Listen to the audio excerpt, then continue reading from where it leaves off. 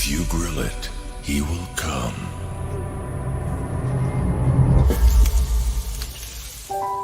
Hey. Hey.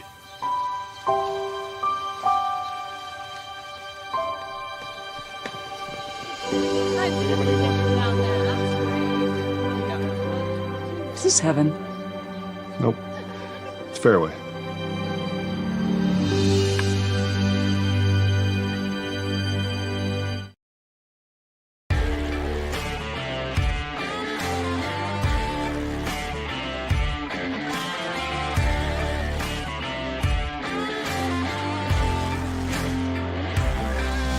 The Wild's first Iowa native, his first Iowa Wild goal.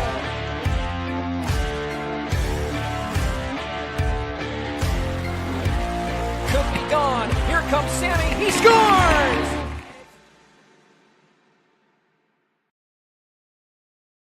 Let's rodeo at the Cinch World's Toughest Rodeo, January 10th and 11th at Wells Fargo Arena. It's rodeo and a whole lot more. Come early for autographs, pony rides, and more. See more action, the best entertainment, and be part of the fun. It's too great to wait. Get tickets now at HighVTix.com. It's wild, it's western, it's pro rodeo at the Cinch World's Toughest Rodeo, January 10th and 11th.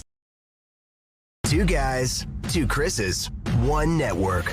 Iowa Everywhere. It's time for Two Guys with Chris Williams and Chris Hassel. Presented by Fareway Meat and Grocery from the Channel Seed Studios. Where? Everywhere. Live and always on demand at Iowa Everywhere.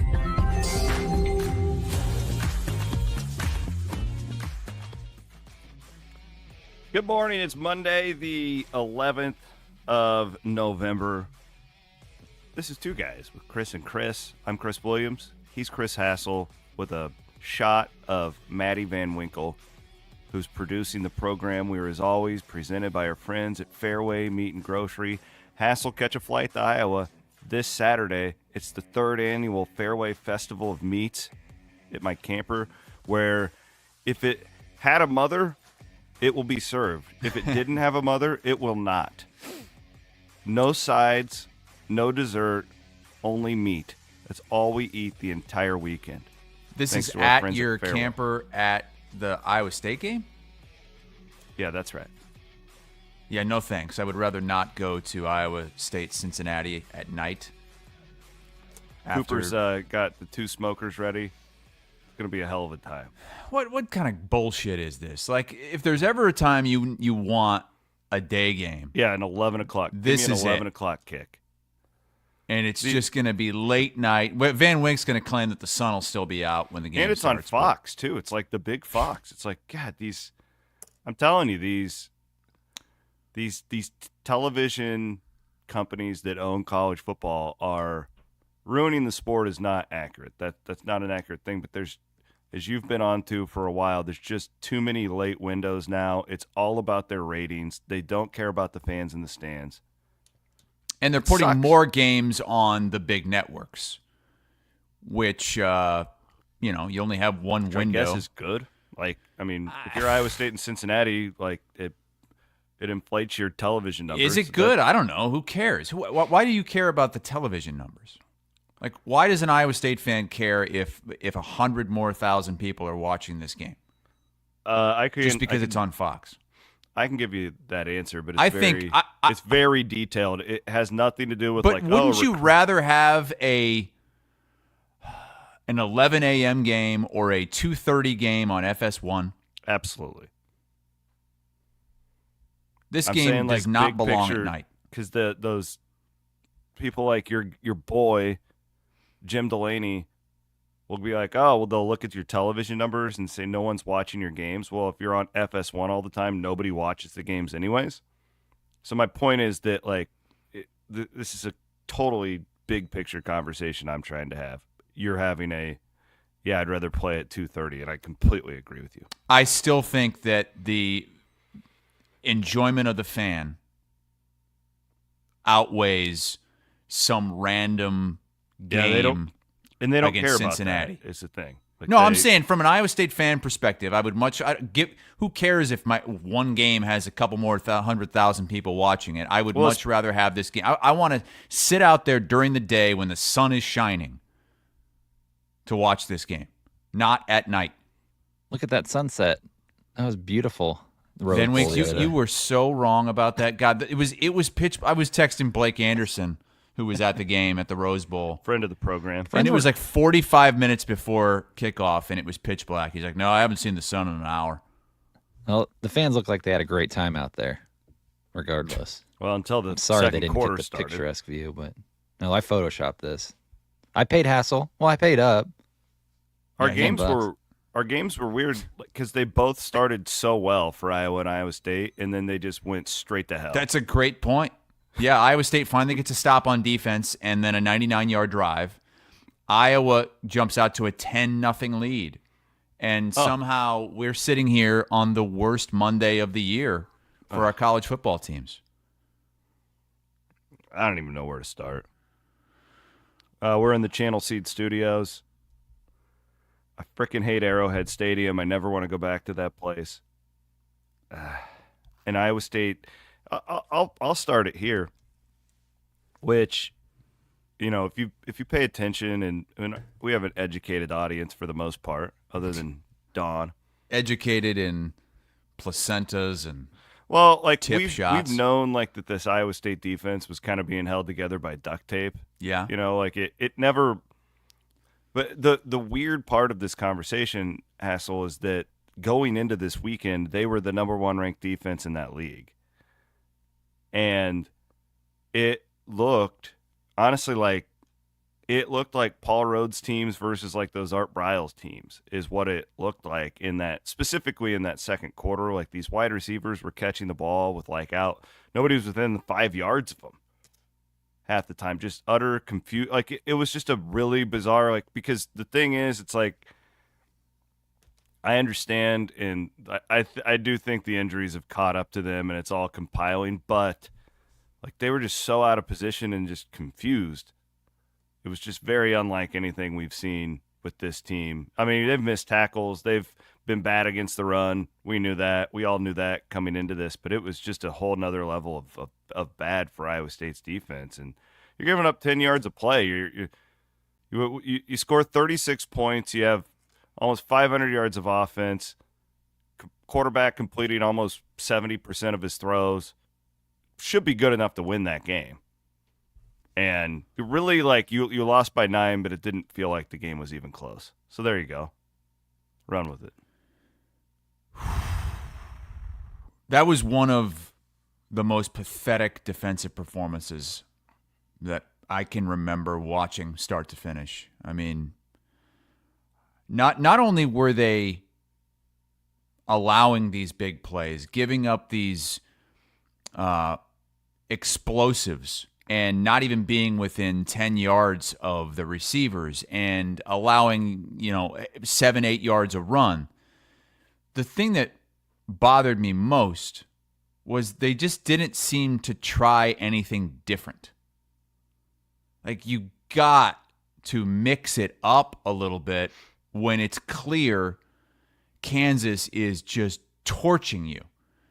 And they waited too long to kind of get a handle on things. I mean, it was the fourth quarter before they started to maybe get some stops. And I would add, too, that's Kansas is probably playing more conservative at that point, too. Absolutely. So it may not have been scores. that the defense was better. It could have been Leipold was just trying to run out the clock. I just, to only rush 3 and let Daniel sit back there and just pick you apart. And the receivers can easily, with that kind of time, can easily sit down and find the weak spot in the zone. I did not expect anything like this from a Hawkeye defense, regardless of the injuries. Every team has injuries. Iowa State has more injuries than most, and they've done an incredible job dealing with them throughout the year. And we can't lose sight of that. But this isn't just all injuries catching up at once.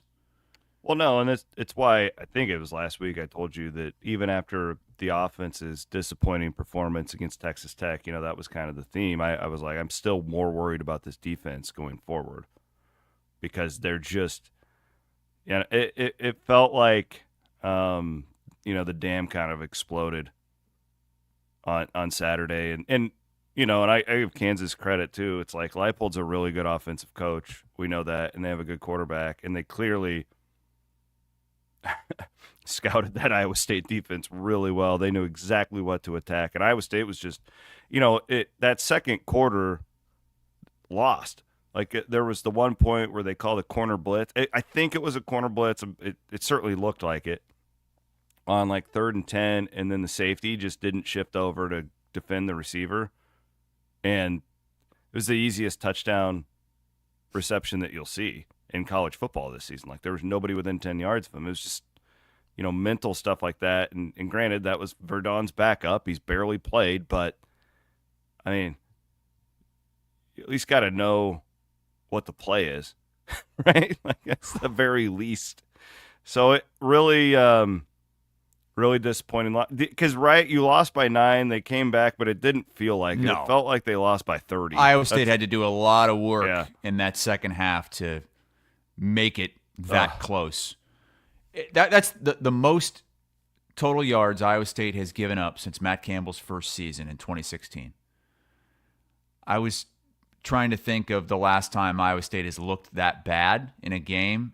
I think it's probably the TCU game at the end of the 22 season. Yeah, that, and then honestly, like that game for sure. And then I would go back to Iowa that first year. Iowa beat them like 49-3. Mm-hmm. I was thinking about that too. Defensively, I actually, in a weird way, like the offense has its red zone problems, and they've got to figure out this blitz thing. But I actually thought they were better compared to what we saw against Texas Tech. And herein lies another problem that they have is Central Florida really put the book out on them as far as just pressure. And these teams are just blitzing the shit out of Iowa State right now. And, there has to be – it's more like fans just want to blame Rocco or blame the offensive line. It's got to be a schematic thing where you can get these teams to back the F off. But, yeah, just – you can't – blaming Rocco. I don't understand that because – I don't either. Like, he wasn't perfect, but, man, he's being asked to – you don't have a running game. You have a best average offensive line, and you're getting hit 50% of the time. And you're behind, so you're having to throw the ball a lot. And he's still 24 for 37, 383, 3 touchdowns. And let's be honest, he threw a pick 6, but the game was over. It was a 10-point game late. And they when you're in that spot, you are forcing it. Absolutely. Like you're pressing. You have to. Because you have to do something to win now. You're not checking down to your third guy in that spot. Obviously, he had the one big miss, and it cost him, 4 points? No doubt, and it was terrible. Really bad. It was horrible. But outside of that, I don't know that there's much more that Rocco Becht could have done. And you mentioned the running game. They're not running the football. They're playing from behind. Defense can't stop anybody. So what would you say right now is the biggest reason for Iowa State's failures these last 2 weeks? I mean, to me, it comes down to it is the defense. Like I would still put it on the defense over the offense. But what specifically on the defense? Bloom had a great stat last night in our show. They're currently ranked. They're in the bottom 5 in Power 4 against the run. They're giving up almost 5 yards per carry right now, and they're like 120th nationally in tackles for a loss. So, I mean, it just tells me it's backing up what you said, where there's just no pressure whatsoever. Dom Orange didn't play in that game. He's their best defensive lineman. The problem is, Chris, like we don't know about these injuries. I have no idea who's going to be back. Why are they gone? So, like, you're like, well, what do you fix? It's like, well, if those are the guys, so like I counted, they're down like 7 or 8 starters on defense, okay? If that's what they're gonna have out there, you have to do something different. Right. Right? Like if if they're going to get 3 guys back this week, maybe we have a different conversation. The problem is I don't know that, so I'm not just going to assume that all these dudes are coming back. And, like, if Verdon, he's their best guy in the secondary. He's out now. Your best D lineman's out. Best 3 linebackers are all out. So just sitting there and just blitzing and dropping 9 and going with 3, it doesn't matter if you drop 9 if the quarterback has 10 seconds to pick apart. Like, you can't defend a guy for that long. And my guess like, is me, that they didn't send more because they were afraid Daniel's so elusive that he then gets out of it and breaks into the second level, and you don't have anybody else back there to stop him running. And when you do blitz, it's like then somebody else is 19 was completely lost out there. And again, it was his first time ever really playing, so I'm not going to kill him too much. But when you blitz somebody, then that guy's got to do more. But, damn, don't you have to try something, though, yes, in that circumstance? So, that's the thing I was most disappointed in. Did you listen to my post game, the one right after the game? Yes. And that was we've landed in the same spot because we've seen Haycock do this before. Doesn't happen very often, but they have done this. And I just wonder now, like with the injuries that they have, do you just sit down this week and be like, we're going to play with 4 down linemen.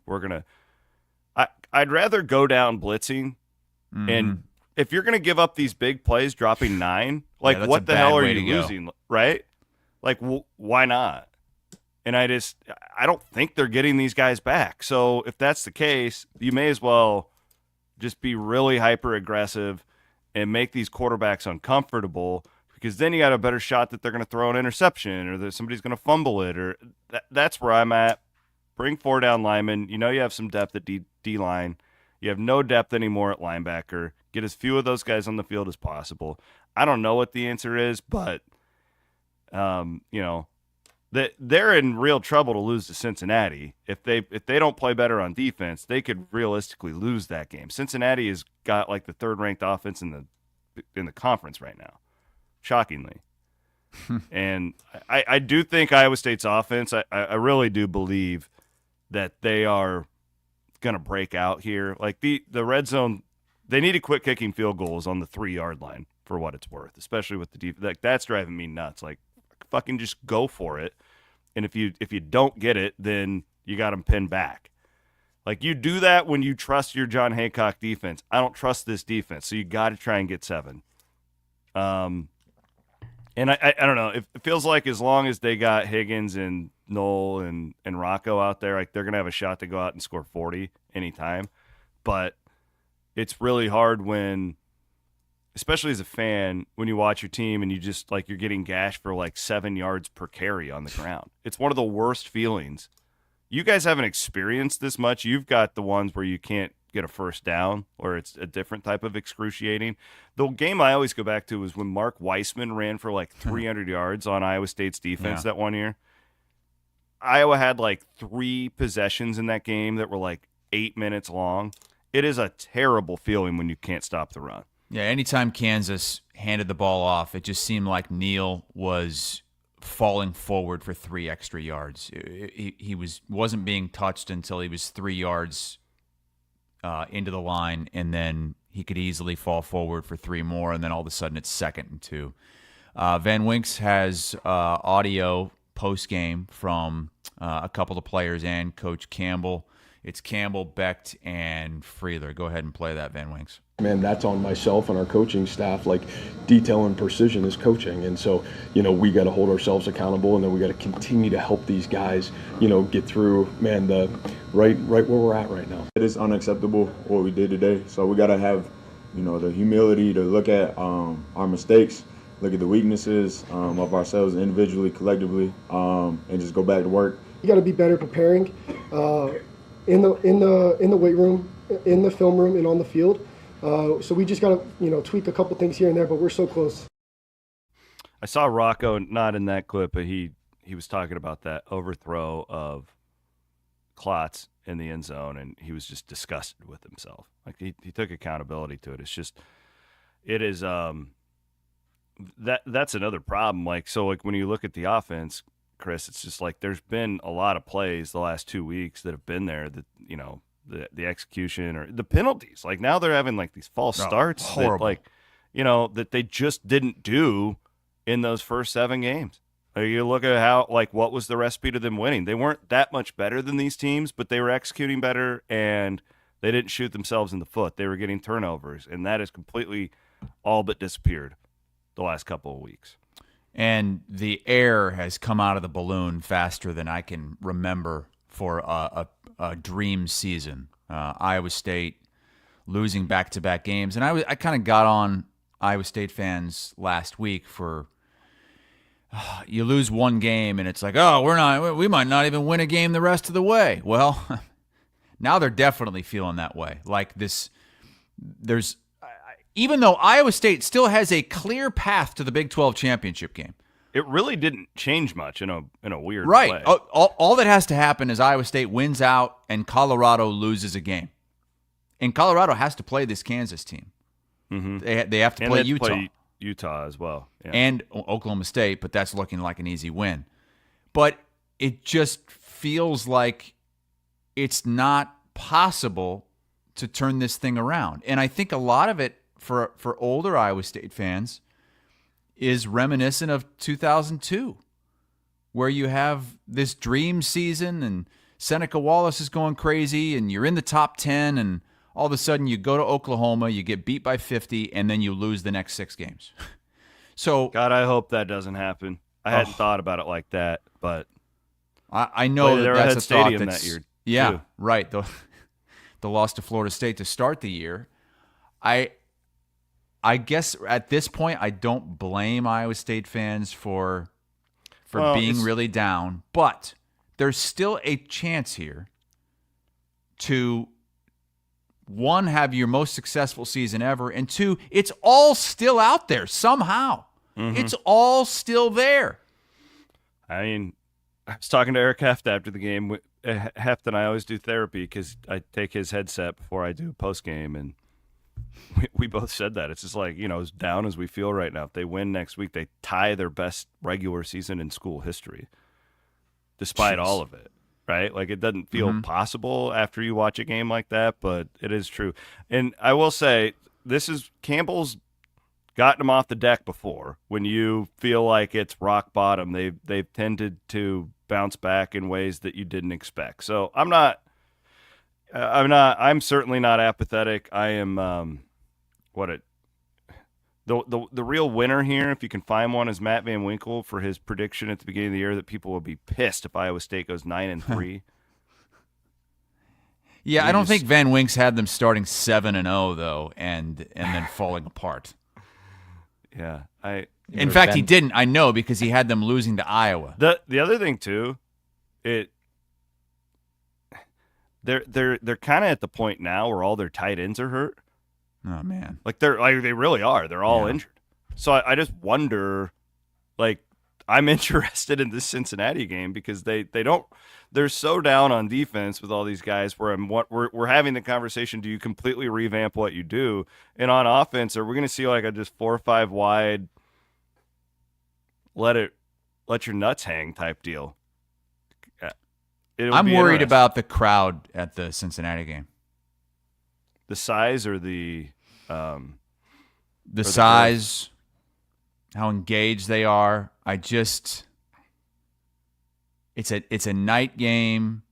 It's going to be what's the weather forecast on Saturday? It's going to be really nice. So that helps. Is it really? Okay, so I was expecting like 45 degrees. It's going to be 60 during the day. So okay. So probably about 45 degrees at night, but that's very doable in mid-November. Yeah, but the air has come out of the balloon. A lot of apathetic, pissed off fans out there. You still haven't sold out the game. They won't sell this game out. We've seen these great atmospheres at Jack Trice all season long, and it just feels like you guys have gotten kicked in the nuts, and you're just going to stay on the ground and sob. You don't know Iowa State fans then, boy. The sicko game, they'll show up. You think so? They're not going to sell it out, but it'll be a good crowd. Yeah. I mean, what do they have, 62 61.5. They'll be 55,000 at least. They need this one. They're still in the running for the Big 12 yeah, championship. I know they are, but I promise you, most Iowa State fans do not think that. I think most Iowa State fans think this thing is over. If you watch the Kansas game, you certainly have a hard time. It's a hard sell that this team. And losing on homecoming in the rain was very deflating too. Mr. 100 says, "Are we sure Iowa State wins the tiebreaker with Colorado?" I ran through the tiebreakers, and it appears as though 99% of the time, if Colorado loses one game and Iowa State wins out, Iowa State will get the number 2 spot behind BYU. Yes. Yeah, there's a great follow on Twitter, mred53. He runs these scenarios. That guy's he has amazing. a whole. Yeah, I'll pull it up. I'd love to here know in a about sec. his process. We should do like a little mini documentary on the MRED bracket generator. He'd be good for CW Pod, yeah. Yeah. But I'll pull up the scenario. I ran the same thing you did, Hassel, with Iowa State winning out and then Colorado losing just one game, and I'll show you what happened. I think that might have been the same site I was using. It's the website that has the simulators for and all the tiebreakers, and I ran a few different ones yesterday, and it's what is it? What the hell is this? bball.notnothing.net. Yeah, that's the simulator I ran. Yeah, so this scenario would be Iowa State wins out and Colorado, for example, loses to Utah next week. Iowa State's number 2. Colorado. So can we just, while we're on the Big 12, and then we'll get to Iowa, the Utah thing was crazy. There's no way you were up watching that game live, were you, Hassel? Which game you talking about? Utah, BYU. Utah. Oh, no, I went to bed it was after the night games. I couldn't crazy. stay up for that one. But I certainly saw it. Yeah, I saw the highlights and everything like that. Fourth quarters you'll ever see. So, real quick, won't spend much time on it. If you didn't watch it, BYU got a really good call, a defensive holding on a 4th down where they were in the end zone. The game was over. Gives them new life. They go down and score. This was after the players didn't hear an official blowing timeout because it was so loud in the stadium. So they got basically 2 free plays and a free first down. Utah, I thought Kyle Whittingham was going to go and put the referee in a headlock after the game. This is Utah's athletic director after the game blowing up the Big 12 conference.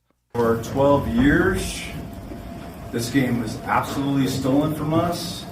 We were excited about being in Big 12, but tonight I am not. We won this game. Someone else stole it from us. Very disappointed. I will talk to the commissioner. This was not fair to our team. I'm disgusted by the professionalism of the officiating crew tonight. Thank you. Well, the commissioner certainly spoke with him. Yeah, $40,000 fine and one of the famous Big 12 public reprimands. For what it's worth, if I was a Utah fan, I'd be pissed off too. I don't even know if the call was wrong, but it's one of those making that call in that spot. Yeah, right. Like it probably was holding, but okay, whatever. I'm just saying, if I was a Utah fan, I'd be pissed. What makes me so irate here, though, is I said last night with Bloom, it reminded me of the Ricky Bobby. When you say with all due respect, you can say whatever else you want after it. When he said we were excited about being in the Big 12, I knew it was on, because everybody who's followed this, anybody who knows anything about this, knows that they were not excited about being in the Big 12. They were kicking and screaming their entire way to the Big 12. They've never wanted to be in the Big 12. And that's just what irked me about this, because it's like, go back to the fucking Pac-12 then, dude. Yeah. Like, I'd rather have Washington State or Oregon State than you guys. Like, you're not as good as you think. You're not better than everybody else. This league is not it is what it is, right? We all can acknowledge it. The one thing that this league is supposed to be is where everybody's just kind of an equal because nobody else wanted us. And like I personally don't need it. I don't care for this type of crap. Like, if he's just going to shit on the league, go to the Mountain West. I don't care. Give me Oregon State. I'd much rather have them in Iowa State's league than Utah anyways. It will not impact the league whatsoever. In fact, you guys were supposed to come here and blow this league up, right? Because you're so much better. preseason number 1 in the league. What do you have? 1 win, 2 wins. So 1 in 5. Screw you, man. I can't believe you did that. I don't even care if you're mad. Like whatever. But but Jesus. to like barge into the post game press conference and just go up there and take that mic, man, what a sore loser. Well, we've seen that names before. Yeah, I mean we have. Pollard-esque. And it's not even that bothered me. It's the Big 12 comment because it was like quit lying. Like you don't want to be here. You're loving this that you can take a shot at this league, the league that bailed your ass out. Send them back to the Mountain West. Well, I think they're just stunned that they can't win in the Big 12. Loss after loss, and their rival BYU is running away with the conference. Turning the knife right there too. Wild. I love the color on color though when wasn't that those great? teams play. I don't all red versus all blue. BYU, if they're not a team of destiny now, like I don't know what is. The way that they just escaped Salt Lake City with that win. It is funny too because the conspiracy theory is that like Brett Yormark picked up the phone call to keep BYU undefeated to the logistics that would have to go into something like the other. Do you remember how many years ago where the Pac-12 replay officials were like getting phone calls from the league office during the replays? That's and right. Shit. Yeah. It's like, what is his name? Mike Harlan. Like, screw you, man. Like, I don't need this. We don't want you. Like, you don't want to be here. None of us want you here. Just leave. We'll let you out of your contract. We'll take Washington State. It's fine. Well, Iowa State's got to go there. Oh, it's going to suck too because they're starting to play better. They got this young quarterback who is fine. Like Iowa State is going to get them at their best because they're getting better week by week now. It's not going to time out. Iowa State will not be favored in that game. We've thought that the whole time. That their power rating is cratered. They're only a 7.5 point favorite over Cincinnati. We had them at 14 2 weeks ago. Jeez, really? Yeah. Well, would Iowa State be favored right now against Kansas State? I would guess it's around a pick 'em right now. Yeah, I haven't run. It's got to be really close. But it was like 2 or 3, and I'm guessing that pick 'em at best right now. And all the money, all the. What do you pro think money they would end go up the other. as right now? Right now, just. I mean, I would say they win one more. So they finish. What are they at right now? 7-2. Yeah. They got 3 games left. Oh my God. So you have them really 8-4? 8-4, 9-3. I don't think they can win out. Get me to the Pop-Tart Bowl, baby. Shit. Oh, God. Can we just please just all agree that the bowl game will mean nothing for either Iowa or Iowa State? Yeah, the bowl season is transfer portal season. It's loading your roster for next year. That's what you're trying to do during that time. I don't. What do you think? Yeah, I'm already on to transfer portal season right now. As an Iowa fan, and it's still in the Iowa season. State. Where do you think they finish? Because their offense is still really good. That's the thing. Like we've seen these Campbell teams where everybody's killed them, and you're like, oh, we're gonna get killed, and then they go out and win by 20. Yeah. So I'm not gonna just count them out in these games, but I'm looking at their personnel on defense. That's all I'm looking at. Yeah. And I don't know how they can do it. After what I saw from that defense, I can't pick them to win 2 of these last 3. I have them winning Cincinnati and finishing 8-4, just like you do. Because I don't with that defense, the way they're banged up, nobody's coming in, there's no reinforcements on the way. I mean, unless there's some kind of grand shift they can make. Only good thing is that their schedule sets up where you're not playing these like explosive offenses in the last 3 games.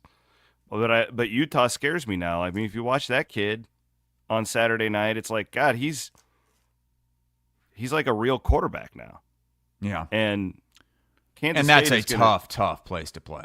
Yeah, and then Kansas State still might be, they're one of the 4 best teams in the league. And Cincinnati's defensive coordinator was the guy who invented your defense with John Haycock. Should that matter? I think it does. To some extent, I don't know. There's something there. Tyson Veit, Coach Veit, if you're watching, He likes our show. He's watched our show a lot, even while he's in Cincinnati. We love you, buddy. Hope you go easy on the Clones on Saturday. But no, it like that's a real thing. It's a tough 3-game stretch here. All right. Want to thank our friends at Game Day Men's Health for helping me drop some pounds. They're helping our guys Scotty Doctorman, Chad Leistico. Andrew Downs is on the tee now, going in and getting his weekly tee shot. Downs was telling me the other day, doesn't even feel like taking the afternoon nap anymore because that testosterone is just flowing through his veins. He was taking naps every afternoon? No, I think when you Doesn't it work? When you're low T, it makes you feel like it, and then you don't when you get the regular T. See, this is why you need to just go in and I don't care what your numbers said. Is Bloom on the tee yet? Yeah, Bloom just jumped on the tee. Yeah. Bloom is on the tee. Yeah, Bloom is riding the tee. You need to get more like. It's like I always tell people. It's like the old show Tool Time. You can't more power. You can never have too much tea. Game Day Men's Health. They're doing these thingamajigs too to my. I got the tennis elbow. Have you ever had tennis elbow? No. How the hell do you have tennis elbow? Well, it's just the name of it. It's from lifting weights, where it's like tendonitis in your elbow. So are you on HGH now? No. They take this thing. It's like a electric, like massage gun. It's awesome. Started doing that last. What were you telling us about in the group chat about how they will? Yeah. They will literally electrocute your penis if you want. That's if you have erectile dysfunction. Yeah, I'm not in that. So you walk in there and you're like, I'm not performing. And yeah, they it's just shockwave therapy for erectile dysfunction. It helps a your lot of cock men. Up to these It electric helps a lot of devices men, and Chris. just. But yeah, they shock it. It's like your heart, like when you're having a heart attack, they'll shock it back into. So do you have to, like, right before you want to have sex, you go in there, they shock it, makes you stiff, and then you run home? No, you're making it sound scary. It's not like that. There's a lot of men out there, Van Winkle can attest to this, who have erectile dysfunction. Well, I'm not making fun of erectile dysfunction. I just, the way that you portrayed it in the group chat, that they will electrocute your cock if you have it. And then you said locker room talk. You said that you don't have erectile dysfunction and you're actually going to go in there just to get your cock electrocuted, just to see how it feels. I believe that was Murph that said he wanted to being transparent here. Anyways, no, I'll tell you about it because I just started getting this deal to my tennis elbow. So what do they do to it? Do they shock your tennis elbow? No, it's too? cool. It's like this little. It's literally like a massage gun that it's shockwave therapy, and it shoots electricity into it. And it like breaks up the muscles. It felt amazing. Okay, I'll tell you how it works. Want to thank our friends at the Full Court Press family of restaurants. I'm taking the producers out to lunch. When? We're going to go to Iowa Tap Room on Thursday. On if you want to Thursday? fly up from Florida, I'll take you to the Iowa Tap Room with us, Chris. No. Maddie Van Winkle will be with me. Have a good time. Full Court Press family of restaurants. Proud sponsor of Two Guys with Chris and Chris here on Iowa Everywhere. Also, our friends, Maddie Van Winkle, I'll let you handle our friends at the Iowa Wild. We got a $2 beer night. It's going to get nuts coming up with our friends at the Iowa. I love going to and just start pounding on the glass, just harassing the other team. Yeah, F you, man. So much fun. Yeah, welcome to the Iowa Wild, jumping on board with us here at Iowa Everywhere. They got games Friday, Saturday, November 15th and 16th. Yeah, that Friday night's that Hockey Fights Cancer Night, $2 beers, benefiting Cops for Cancer. And Saturday's Veterans Appreciation Night. They're going to be wearing some cool, like a throwback jersey that I think we're going to reveal on Murph and Andy today, actually. Oh, cool. Oh. I love stay all tuned. the Veterans Day gear across college football. And then, Hassel, you're a big uniform guy. Mm-hmm. Because I'm a big, I grew up in a Cowboys house. My dad's a Cowboys fan.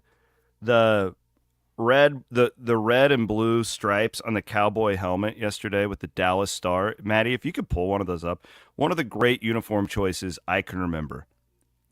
Yeah, Just if you have ED, you won't even need the electric cockcution.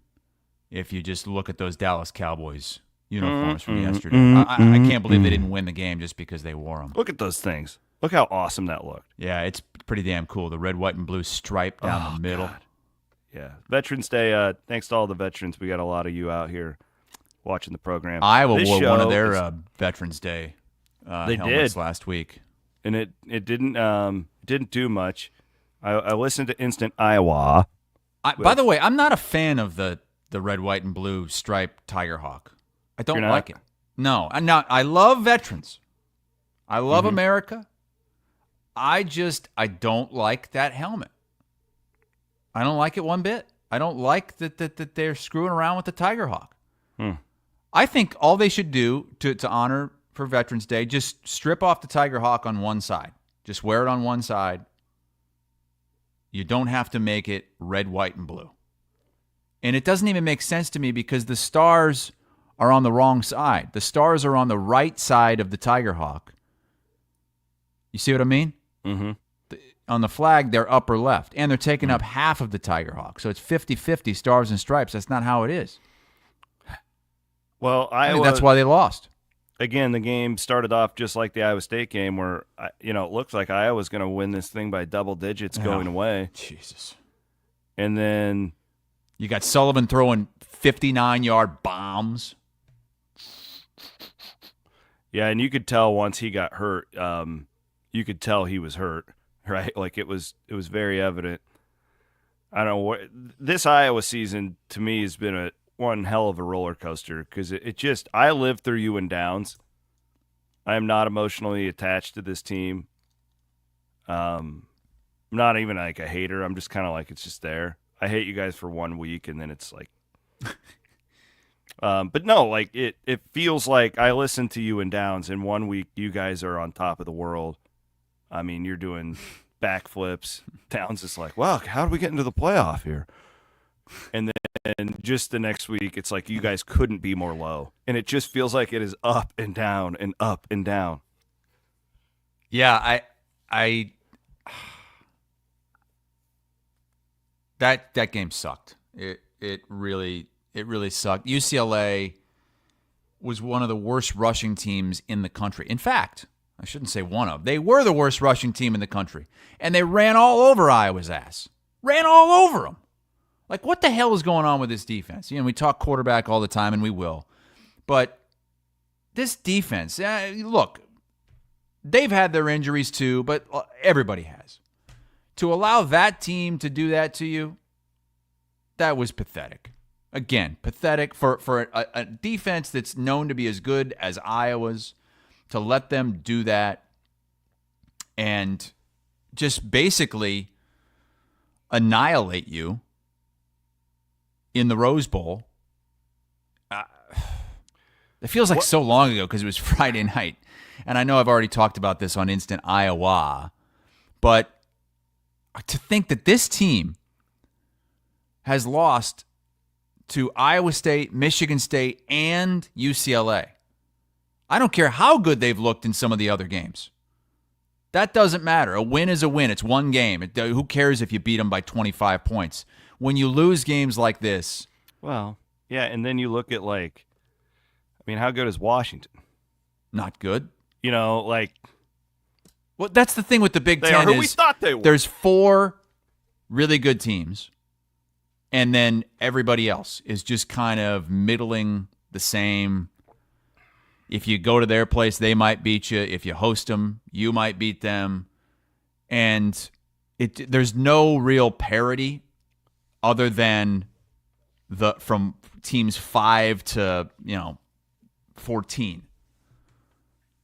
And now you got to start looking at what's coming down the road. And I think what's coming down the road, and I mentioned this last week, I think Cade McNamara is coming back. No, there's no way. I think he is. Well, what is wrong with Sullivan? I don't know for sure. I think he took several big hits. I don't think it matters what's wrong with Sullivan. The way he left, it looked, I would agree with you that we haven't seen the last of Cade McNamara. I think Kirk is going to go back to him once he clears concussion protocol, which should happen sometime this week. And then they have the bye week, and then it's Maryland and Nebraska. What happened here? So were we all just out on Sullivan now, or did the No, coaches I'm not. just fuck See, with him? Or like, no, what? I'm not out on Sullivan. No, I'm he just made saying, some like, bad mistakes. In general, like where? What? For the season? Like, where are like Iowa fans at now? Because last week we were all just bouncing off the wall. No, I think this I guy think is. I think for the most part, Iowa fans are still in on Sullivan. They want to see him the rest of the way, and they want to see if he's the guy for next season. That's the thing here. You got to see if Sullivan is the guy for next year. And right now it's looking like they probably should go into the portal and get someone else. Because does clearly Linus just suck? Like, is there no chance that he can just... First of all, he's hurt. Well, I know, but... Like, but yeah, I would not expect Linus to ever start a game for Iowa. He was, by some accounts, he may have already been passed by Stratton even before the injury. So I think Linus is just completely whiffed on that guy then. I think so, or at least they don't trust him enough to give him a chance. My sources told me last year, and I do have sources in Iowa City, believe it or not, that the reason Deacon Hill was playing is because he was that much better than everybody else.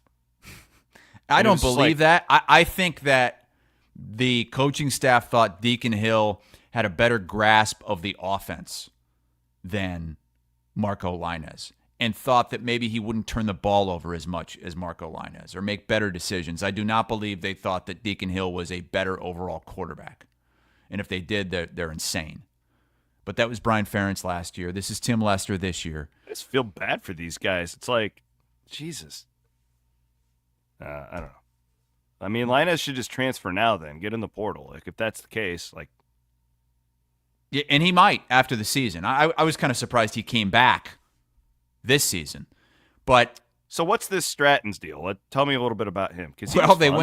They got him in the transfer portal out of Colorado State. We talked about him a little bit. Yeah, okay. He was his stats at Colorado State, he was 4 for 17 throwing the football in limited action. I remember that conversation. But so he comes in there. He was fun. Nice player. And the announcers are like, yeah, they're down to their 9th string quarterback who was playing like linebacker in the scout team. And he comes in there, and all he does is just sling a couple 3rd and longs. I mean, he played great. Pretty He's good. Better than McNamara. Yeah, I think so too. Honestly, I really do. I think he's a better option. And we talk about it all the time. Hasn't been in the system very long. He's barely even talked to any coaches about playing the quarterback position, which is a good thing at Iowa. Yeah. Every time I saw Kirk Ferentz going over and getting in Stratton's ear before he went out I was like, shut the hell up. Get away from the guy. Just let him go play. The last thing you want is these voices in your head. The more you were coached, the worse you get. Yes. And I think that's what happened to Sullivan throughout that game, is he took a couple of hits. He was a little bit banged up. The coaches are like, God damn it, you gotta, if you're out there, you can't be running the ball. And if you do run it, you've got to slide or get out of bounds. And so he's out there, trying to win a game against a good defense. And he's out there with all these voices in his head, like, I don't know, well, there's an opening there, but no, okay, and now I'll go, but it's too late. Now I've got to slide. And you're trying to run RPOs with a guy who isn't allowed to take hits. Can we just abolish the RPO unless you're good at it? Like, honestly, it's completely out of control in college football.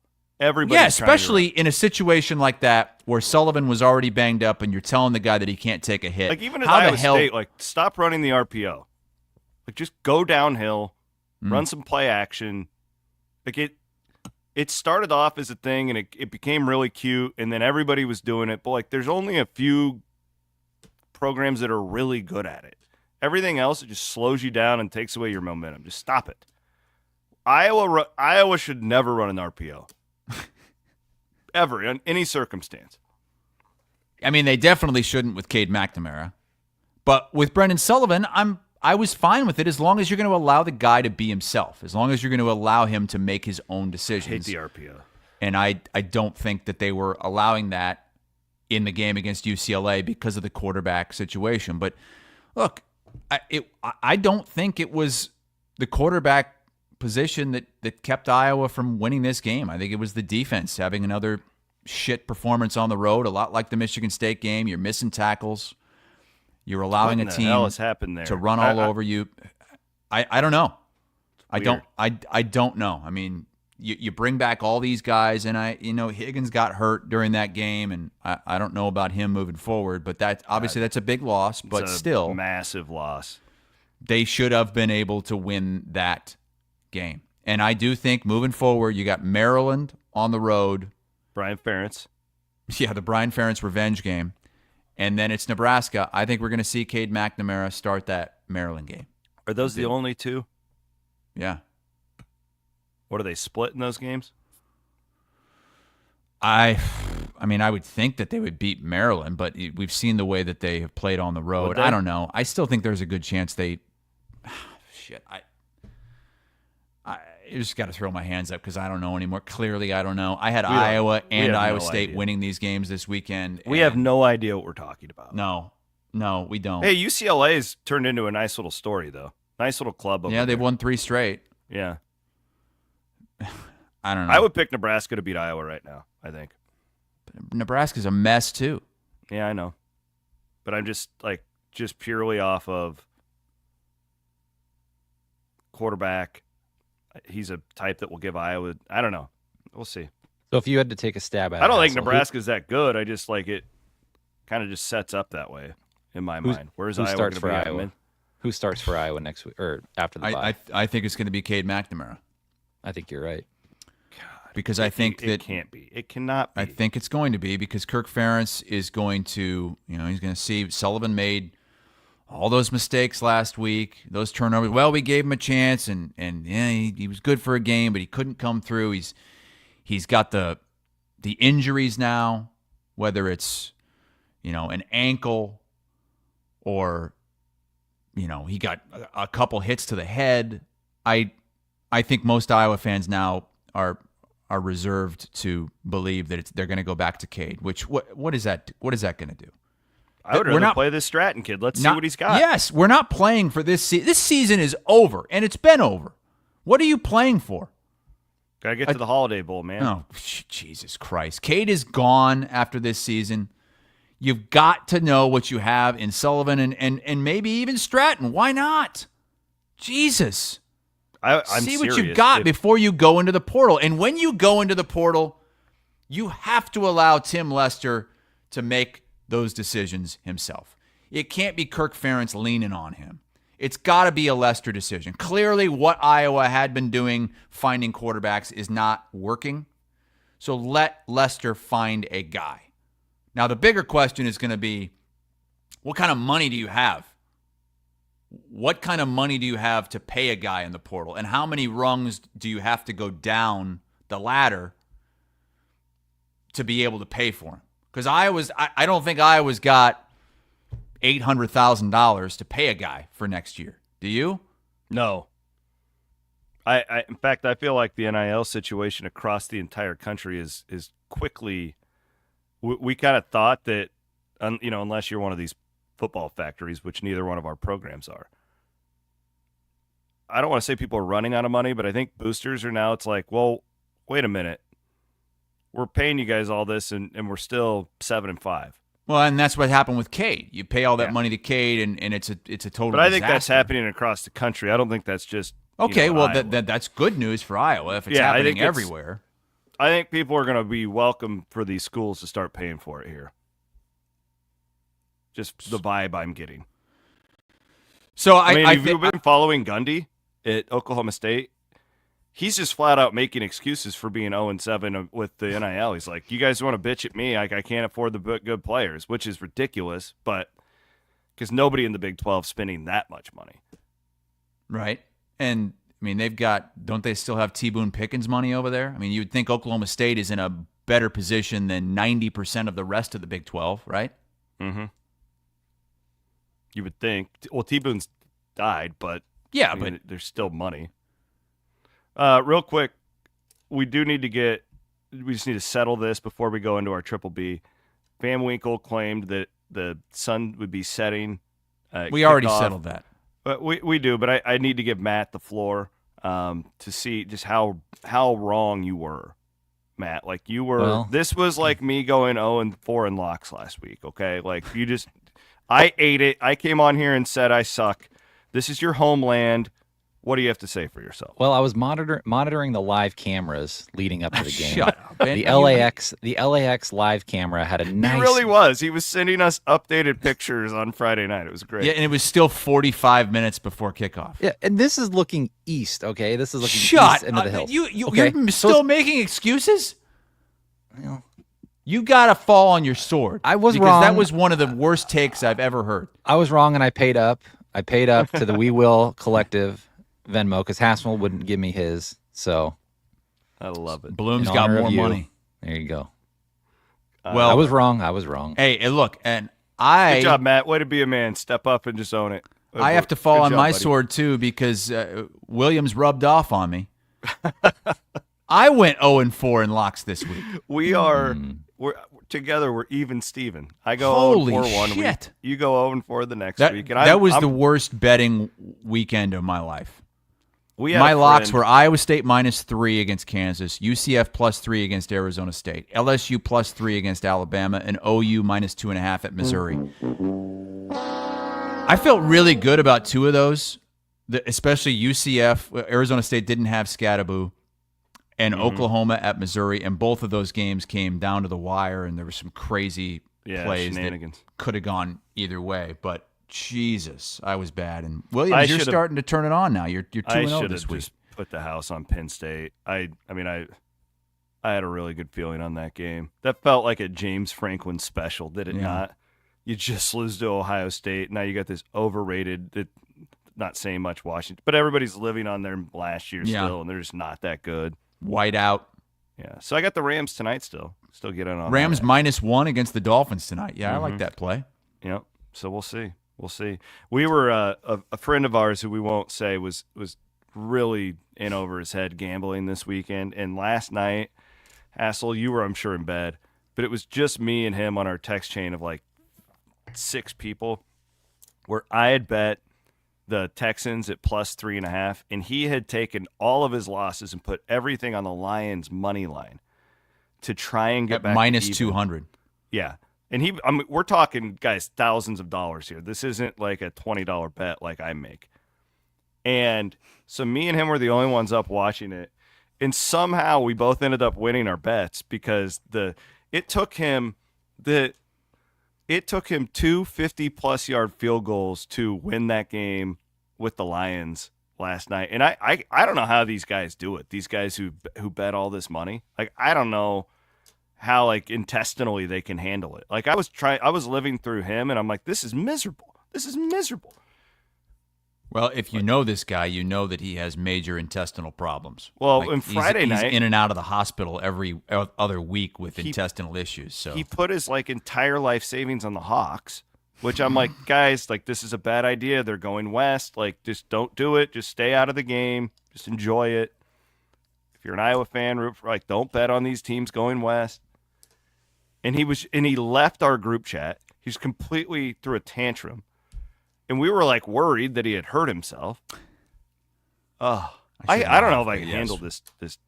And then I have a guy call into Cyclone Reaction celebrating the open container law in Missouri, asking to be in a text group with Don Hassel. This is the first call we get after the Iowa State game.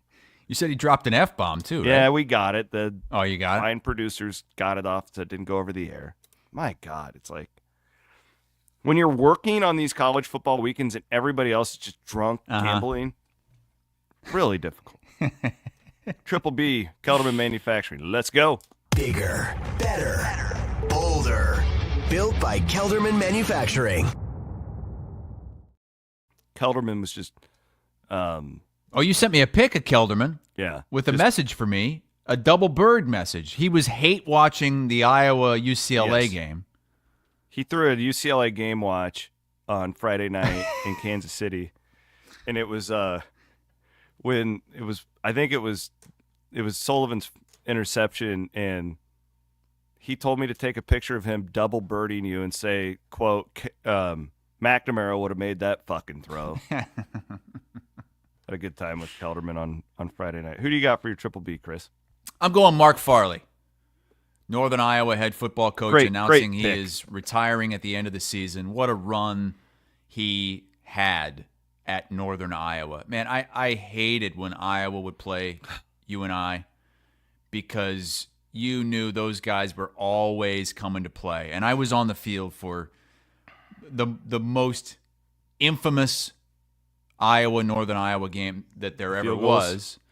2009, Iowa, that was the season that they ended up ranked in the top 5, but it started with this game against Northern Iowa where all they had to do was make a field goal at the end and they win the game, and Iowa blocks it. But then they don't get on top of the ball. Northern Iowa jumps on it. It wasn't fourth down. The clock hadn't run out, so they get another chance, and Iowa blocks it again just to save the victory. And then all those games with Iowa State, I was there when Gene Chizik lost to Mark Farley. Paul Rhodes lost to Mark Farley. Toward Iowa State because he wanted that job at one point, and he just kept getting passed over, and he just absolutely is a menace to Iowa State football over the years. What a coach. Yeah. Just grinded. Not easy to do for decades when you're up in Cedar Falls at the Unidome trying to scrap teams together. Just a football guy. Congratulations. I hope he gets to enjoy retirement and this final ride where the fans, I'm sure, will, over these last few games, will be able to really show their appreciation for him. Yeah, and I'm guessing, too, and I hope Northern Iowa will, just kind of promote a Farley guy to keep that tradition going and all the good stuff that they've had in Cedar Falls. I believe they said that they're opening up to a nationwide search. Okay. Which doesn't necessarily mean that they won't go with somebody in-house, but that they will look. I don't know about in-house, but I would love to see like a, somebody Bryce who's coached Pop, under him, or played for him. Hell, maybe Scott Frost. He coached there. Scott Frost, head coach, Northern Iowa. Why not? Maddie, we'll stick with you here on college football, and then I'm going to go off topic. Well, I was going to talk a little bit about BYU, but we kind of talked about that a little bit. But I'll just give them credit, keeping the dream season alive. They were down like 21-10 at halftime and held Utah scoreless to make the comeback victory on the road. So props to those guys. I still think they're grossly underranked. We'll see what happens tomorrow in the college football playoff poll. But it doesn't look like they're going to be in the top 5, I would imagine. Iowa State's losing. It's just hard to imagine a non-Big 12 champion Colorado getting in. Yeah. The only way the Big 12 could get 2 in is if BYU's undefeated and then loses, so then the champ would get. I don't know. But just look what's happening in the SEC. Like they're just eating themselves alive. Like they're. I will say this: like they are going to get 5 or 6 teams. The SEC, we can shit on it all we want. What a beautiful television product that league is, especially compared to the rest of these leagues. Yeah, there's multiple. So many marquee matchups every week, and even like the Cox and Vanderbilt, right? Like 2 terrible programs in the history of that league, and it was like South Carolina beat the crap out of them, but it was an interesting game. Like they have interesting games up and down the board every week. And now the worst team in the SEC is actually one of the best teams with Vanderbilt. So, yeah. But anyway, I'm not going to give it to BYU. Did you guys see the stat about Brock Purdy? Jesus Christ! No, I'm serious. What? We got quarterbacks, first picks in the NFL draft, like Jared Goff throwing 5 interceptions. Meanwhile, our boy Brock, 25 of 36 against Tampa on the road. And this stat that I saw from NBC Sports, of quarterbacks drafted first overall compared to Brock Purdy, he's 21-8 as a starter. No other quarterback that was a first pick is even close to that. Yeah, because the teams that have the first pick suck. And the teams that have the last pick are great. You're always trying to marginalize Brock Purdy, Hassel. Stop it. 52 touchdowns, this is the 20 worst interceptions. Stretch ever. The worst stretch for Van Wink ever to get Brock Purdy on here. That is the dumbest stat I've ever heard. Well, that stat last week was like, and there's 645 players and they've all whatever. He outplayed Baker Mayfield. No shit, he has a better record as a starter when he gets picked by the team that was in the Super Bowl. Come on. Good job. These other guys are going to shit teams. He played a hell of a game yesterday. That dime to Kittle in the end zone to take the lead. That was a great throw. What about my guy Sam Darnold finally coming down to earth? Jesus, that was one of the worst games I've ever seen, that Vikings game yesterday. That was, I think teams... how does an NFL team go 0 of 5 in the red zone? They didn't score a touchdown, and they had 3 turnovers. Teams that did that, I think, were 0 for their last 197. Yeah, like in dating the history back of the almost 20 years. In the history of the NFL, it was like 2 and like 298 or something like that. Thank God Mac Jones was quarterbacking the Jags. What a disaster. I'm going to go off the grid here. Mm-hmm. Yellowstone, it's back, baby. One of the great shows of all time. Did you watch last night? I haven't watched the first episode last night. I was going to because I was planning on turning off that NFL game because if it was a blowout and then it was such a good game that I said, okay, I'm going to wait and watch it on Monday. Now, Kevin Costner's not in this season, yeah, right? I'm aware, and I'm okay with that. Just great storytelling, love the visuals. I'm a huge Rip guy, love Rip. Beth Dutton is a sexy woman. I can't stand her. I love I it when think she that just that beats people up. series has gone downhill since the first couple of seasons. My wife says the same thing. You're not alone. Is my guy Jimmy still in? Oh, yeah. Jimmy's still in it. Yep. Who's Jim? Which one's Jimmy? He's the one from Iowa. He's my boy Jefferson White, Iowa State. The farmhand who got shipped down to Texas. Oh, God. I can't stand that storyline. I can't. That's the worst part of that whole show. He married the hot his veterinarian? Yeah, that was horrible. Thankfully, they didn't really feature him at all last season. I couldn't stand that little love thing with him. And, you know what? You can shit all over it. Bigger, better, bolder. Yellowstone is a great television show, and I cannot wait to get the new season started. The best iteration of those shows is 1923. Completely agree with you. And that they are making a second season for that. Are they? I was just asking my wife if they were going to do that because that 1923 was better than Yellowstone, and it's better than, what was it, 1884 was the other one? I mean, that couple, doesn't that young love just get you all feeling good? Which one? In 1923, where he throws that son of a bitch off the ship. Are you talking about the Africa angle, right? Yeah. Oh, the yeah. guy that's out in the safari, they're like killing tigers. Oh, it's just a beautiful story. It is. I love it.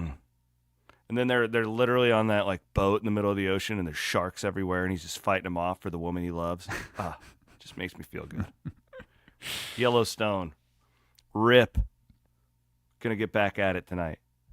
Okay, good show, guys. This was fun. Good therapy today. Was it? I don't know. It wasn't very fun for me. It's therapy. This is what it? we I mean, do. I feel like this was like it's just some guy sitting around. We're licking their basically wounds. burying the 2024 football season. I'm not doing that. You can do that. I'm not doing that. Clones. All Iowa State has to do is win 3 games, and they play for a Big 12 championship. If Colorado loses, yeah. By the way, and he's just unbelievable now. Who? Shout out Deion Sanders and that team. Yeah, really they look great. The best thing for the Big 12 would be if they run the table and play beat BYU in the conference championship game and get into the playoff. in that scenario. That's best case scenario for the Big 12. That would be huge for that conference. Completely agree with you. All right, he's Chris Hassel. My name is Chris Williams. We appreciate you all for following along with us here on a Monday. Murph and Andy will be live today at 1 o'clock, as they are every Monday, Wednesday, and Friday on Iowa Everywhere. We will be back on Thursday morning. Later.